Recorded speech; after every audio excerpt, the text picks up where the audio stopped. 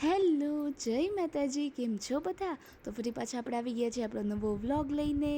તો જો આજે હતું આપણે જમવામાં દૂધીની ખીર. મમ્મી કે દૂધી એક પડી હતી તો કંઈક નવીન બનાવીએ, તો યુટ્યુબમાં જોયું તો એમાં દૂધીની ખીર દેખાડતા હતા. એટલે એની માટે આપણે દૂધીને મસ્ત ખમણી લીધી છે અને પછી એની અંદર આપણે પેનમાં ઘી લઈ લીધું, એમાં આપણે એડ કરી દીધી છે દૂધી અને પછી હવે આપણે આને થોડી વાર માટે ઘીમાં શેકી લેશું. પછી આપણે એની અંદર એડ કરી દીધું છે દૂધ. પછી એક વાટકામાં થોડુંક એવું દૂધ લઈને એમાં નાખી દીધું હતું થોડોક મિલ્ક પાવડર, એને મિક્સ કરી દીધું હતું અને પછી એ જે એટલું હતું એ આપણે એની અંદર એડ કરી દીધું. મિલ્ક પાવડરવાળું દૂધ હતું એ, જેનાથી થોડીક થીક થઈ જાય ખીર.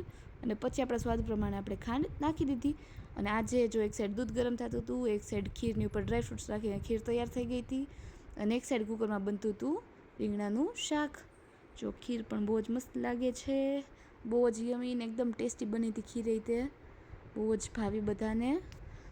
તો આજે ખીર હતી, ફુદીનાવાળી છાશ, રોટલી અને રીંગણાનું શાક. અને પછી ફટાફટ આપણે બધું કામ પતાવી દીધું. આજે તો એકદમ સરખી સાફ સફાઈ કરવાનો વિચાર હતો, એટલે ફ્રીજ સાફ કરવાનું હતું. ફ્રીજ તમને ખબર જ છે કેવડું મોટું છે, એકદમ કબાટ જેવડું છે ફ્રીજ. તો એ સાફ કરવામાં જ બહુ વાર લાગે. એટલે આજે જે મસાલા સાઈડનું સેક્શન છે પહેલાં મેં એ સાફ કર્યું. તો જો અહીંયા 4 અથાણાની બરણી છે, બધા મસાલા છે, નીચે બધા સોસીસ હતા અને ઉપર બીજી બધી મારી ઝીણી ઝીણી વસ્તુ છે જેનાથી હું તમને નવીન બધી રેસીપી બનાવીને દેખાડું છું. એ બધું પડ્યું હતું. તમને ખબર જ છે મને મસાલાથી તો બહુ વધારે જ ઓબ્સેશન છે, એટલે એ બધું આપણે ફટાફટ ગોઠવી દીધું સરખું. અને પછી જો ફટાફટ આજે એમાં અમે ગયા હતા દવાખાને. મારા ડેડને અને ઉવાને ને ચાઈજીને ત્રણેય ઘરમાં બીમાર છે. ઉવામાં એક અમારે હોસ્પિટલે છે, એમનું ઓપરેશન હતું એટલે. તો આજે સવારના 7:30ના હું, મમ્મી અને પપ્પા અમે ત્રણેય દવાખાને જ હતા. તો 10:30 બાજુ અમે ઘરે આવ્યા. પછી મમ્મીને તો માથું દુખતું હતું એટલે એમને કીધું તમે રેસ્ટ કરો, હું ફટાફટ કામ પતાવી દઉં બધું. એટલે આવીને પહેલાં લોટ બાંધી નાખ્યો, પછી પહેલાં બધા વાસણ ઉટકી નાખ્યા સવારના. વીરાબાને પોપકોર્ન કરી દીધા હતા સવારે લંચ બોક્સમાં, એટલે જો કુકર પણ હતું આજે ઉટકવામાં. એ બધું કરીને પછી આપણે વોશ બેસિન ધોઈ નાખ્યું ફટાફટ. અને એ કરીને પછી આપણે શાકની તૈયારી કરી લઈએ ફટાફટ. ચલો, કપડાં એક સાઈડ ધોવામાં નાખી દીધા હતા મશીનમાં અને ફટાફટ જો આપણે બટેટા સુધારી લીધા છે. વટાણા ઓલરેડી અંદર ફોલીને રાખી દીધા છે, પાણી નાખીને સરખું ધોઈ નાખ્યું બધાને. અને ચલો હવે આપણે શાક વઘારી લઈએ. કેટલા ટાઈમથી વટાણા બટેટાનું શાક દેખાડ્યું જ નથી, તો આજે તમને પાછી રેસીપી દેખાડી દઉં એકવાર. એની માટે આપણે કુકર લઈ લીધું છે, એમાં નાખી દીધી હિંગ. પછી વટાણાને બટેટા એડ કરીને હળદર નાખી દીધી. પછી એમાં આપણે ટેસ્ટ પ્રમાણે મીઠું નાખીને રાખી દીધું એક સાઈડ ચડવા માટે સરખું. અને એક સાઈડ મેં ફટાફટ ત્યાં ટમેટાં સુધારી નાખ્યા, વચ્ચે વચ્ચે મિક્સ કરતા રહીશું. પછી આપણે એની અંદર કોરું મરચું નાખીશું, ખાંડેલું મરચું આપણે આમાં નથી નાખતા. પછી એની અંદર ટમેટાં એડ કરી દઈશું મરચું ચડી જાય એટલે. પછી પાણી જેટલો રસો કરવો હોય એટલું પાણી એડ કરી દઈશું. થોડું મીઠું ઓછું લાગ્યું એટલે મીઠું પણ આપણે ઉપરથી એડ કરી દીધું છે. અને પછી આપણે ફટાફટ રોટલી બનાવી નાખી. એટલે જો ફટાફટ એકદમ ગોળ ગોળ ગરમા ગરમ રોટલી હું બનાવતી ગઈ. અને મમ્મી આરામ કરતા હતા, પપ્પા પણ ઉપર હતા.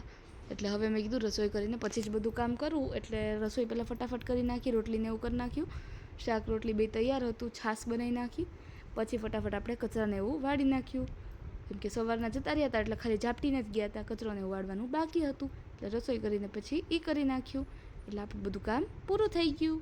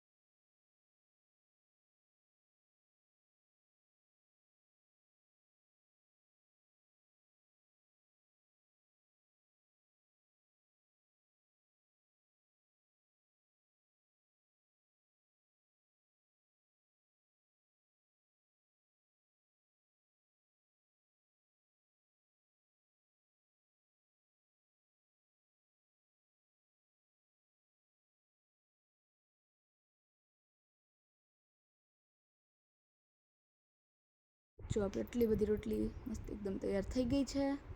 હવે ફટાફટ આ જો છેલ્લી રોટલી વણી લીધી છે અને હવે ફટાફટ બધું મૂકી દેશું.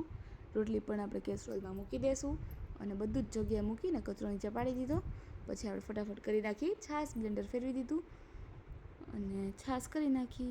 બસ that's it for today's video. Please video ગમ્યો હોય તો લાઇક, શેર, સબસ્ક્રાઈબ કરજો અને બહુ બધી કમેન્ટ્સ કરજો. જય માતાજી, બાય.